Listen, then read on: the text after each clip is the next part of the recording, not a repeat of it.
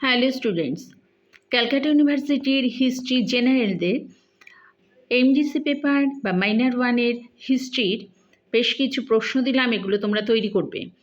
তোমাদের পরীক্ষা হচ্ছে 75 নম্বরে। এবার বিভাগ ক আছে, বিভাগ খ আছে, বিভাগ গ আছে।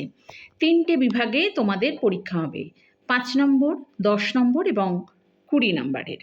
তো 5 নম্বরের প্রশ্নগুলো প্রথমে দিয়েছি, সেগুলো তোমরা দেখো, এগুলোকে তৈরি করবে। ফার্স্ট কোশ্চেন দিয়েছি, ঋগ্বৈদিক যুগের সমাজ ব্যবস্থা সম্পর্কে টিকা লেখো। হরপ্পা সভ্যতার বৈশিষ্ট্য সম্পর্কে টিকা লেখো। সভা ও সমিতি কি और সভা সমিতি সম্পর্কে টিকা লেখো। और মেহেরগড় সভ্যতা কি বা মেহেরগড় সভ্যতা সম্পর্কে টিকা লেখো। এক্ষেত্রে কিন্তু দুটোর মধ্যে একটা আসতেই পারে। নেক্সট দিয়েছি আজীবক ধর্ম সম্পর্কে লেখো, গান্ধার শিল্প সম্পর্কে লেখো।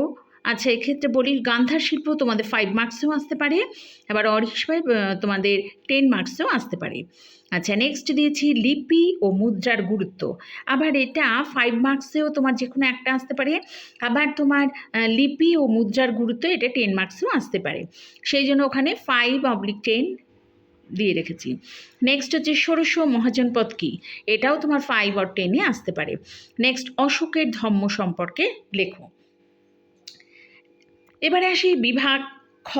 বিভাগ খতে দিয়েছি প্রাচীন ভারতের ইতিহাস রচনায় প্রত্নতাত্ত্বিক উপাদানের গুরুত্ব আলোচনা করো। আচ্ছা, এটা কিন্তু তোমার 10 মার্কসও আসতে পারে বা 20 মার্কসও আসতে পারে। নেক্সট দিয়েছি সঙ্গম সাহিত্য কি, দক্ষিণ ভারতে এর প্রভাব আলোচনা করো। এটা কিন্তু 10 মার্কসও আসতে পারে, আবার 20 মার্কসও আসতে পারে। নেক্সট হচ্ছে ভারতে মধ্যপ্রস্তর যুগের প্রধান বৈশিষ্ট্যগুলি লেখো। নেক্সট জৈন ও বৌদ্ধ ধর্মের তুলনা করো। এক্ষেত্রে অর হিসেবে আসতে পারে বৌদ্ধ ধর্মের উত্থান সম্পর্কে টিকা লেখো। নেক্সট দিয়েছি মগধের উত্থান সম্পর্কে লেখো। আচ্ছা, এক্ষেত্রে বলি যে আলেকজান্ডারের ভারত আক্রমণ সম্পর্কে লেখো, এটাও কিন্তু তোমরা পড়বে।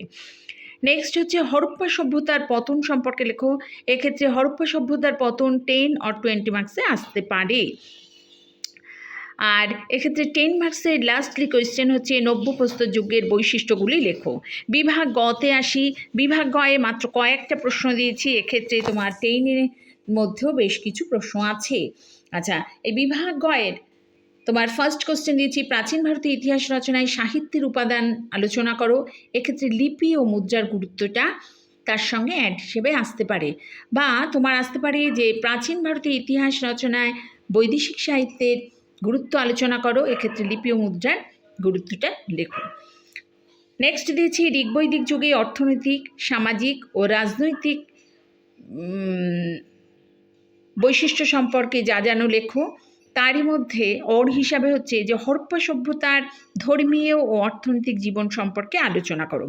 এক্ষেত্রে এই দুটো প্রশ্ন কিন্তু অর হিসাবে আছে। আর তারপরে দিয়েছি খ্রিস্টপূর্ব 6ষ্ঠ শতকে প্রতিবাদী ধর্ম সম্পর্কে আলোচনা করো। অর হিসাবে খ্রিস্টপূর্ব 6ষ্ঠ শতকে প্রতিবাদী ধর্ম আন্দোলনের উত্থান সম্পর্কে আলোচনা করো। আর তারপরের কোশ্চেন দিয়েছি কুষাণ যুগের শ্রেষ্ঠ সম্রাটকে, তার সম্বন্ধে লেখো। এছাড়াও তোমরা সঙ্গম সাহিত্যটাকে খুব ভালোভাবে পড়বে। সঙ্গম সাহিত্য কিন্তু এবছর কিন্তু আসার চান্স আছে। আর গান্ধার শিল্প সম্পর্কে 10 মার্কসে আর 5 মার্কসে আসবে। এটা হলো ক্যালকাটা ইউনিভার্সিটির এমজিসি পেপার হিস্ট্রি জেনারেলদের মাইনর 1-এর হিস্ট্রি সাজেশন।